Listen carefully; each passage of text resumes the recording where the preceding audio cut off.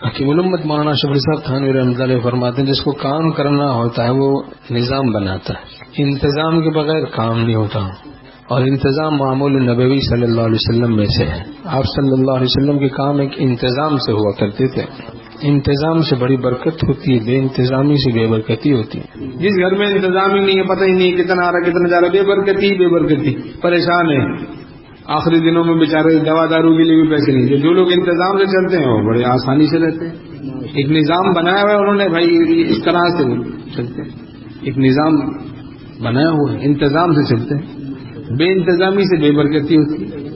ایک تھوڑا بہت تو انتظام ہو، انہماک نہ ہو ایسا کہ پریشان، ہاں انتظام تھوڑا بہت تو ہو، مناسب انتظام جو ضروری ہو تو کرنا ہے، تاکہ اسراف سے بچیں، ورنہ ادھر ادھر پیسے اڑ جائیں گے تو پریشانی۔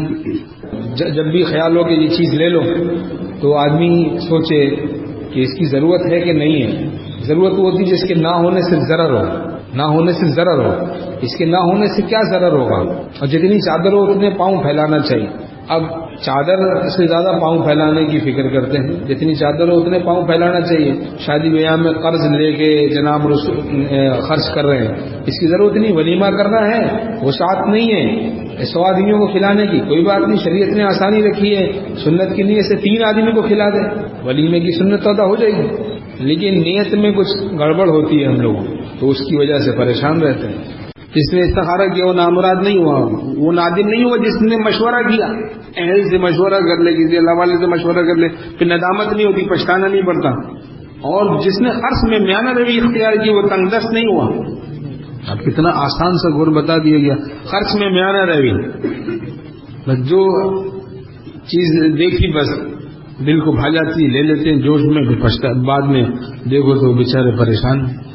جو مقروض ہے وہ قرض اتارنے چاہیے، اپنی سہولیات کو چھوڑ کے، فضولیات کو چھوڑ کے، رسومات کو چھوڑ کے ان قرضوں کو اتاریں، اس کی طرف التفات نہیں ہے۔ بیچارہ دوسرا ایذا میں تکلیف میں مبتلا ہے، ایذا مسلم حرام ہے، گناہ کبیرہ ہے۔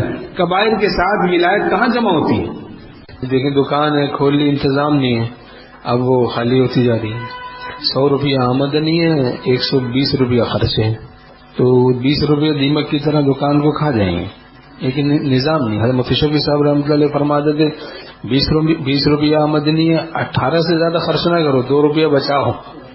حضرت سفیان ثوری رحمۃ اللہ علیہ فرماتے تھے کہ کچھ پیسہ اپنے پاس رکھو، ورنہ یہ دنیا دار تم کو وقت پڑنے پر ناک پہنچنے کا رومال بنا دیں گے۔ یہ اس زمانے میں فرمایا، اب اس زمانے میں تو دیکھیں کیا حال ہے۔ حدیث شریف میں مضمون ہے کاد الفقر ان یکون کفرا، کہ شدید فقر ضعیف الایمان کو کفر تک پہنچا دیتا ہے، اور اکثر یہ شدید فقر میں مبتلا بہت سے لوگ دیکھے جاتے ہیں کہ اسراف کی وجہ سے مبتلا ہو جاتے ہیں، اسراف کی وجہ سے، رسومات خلاف شرع، سودی قرض، وہ بہت زیادہ مال آتا ہوا نظر جو آتا ہے تو بالکل باطن ان کا اندھا ہو جاتا ہے، اور لیتے جاؤ، اس سے لو اس سے لو، پھر اس کی ٹوپی اس کے سر، اس کی ٹوپی اس کے سر، بالکل گندا ہو جاتا ہے ایسا شخص۔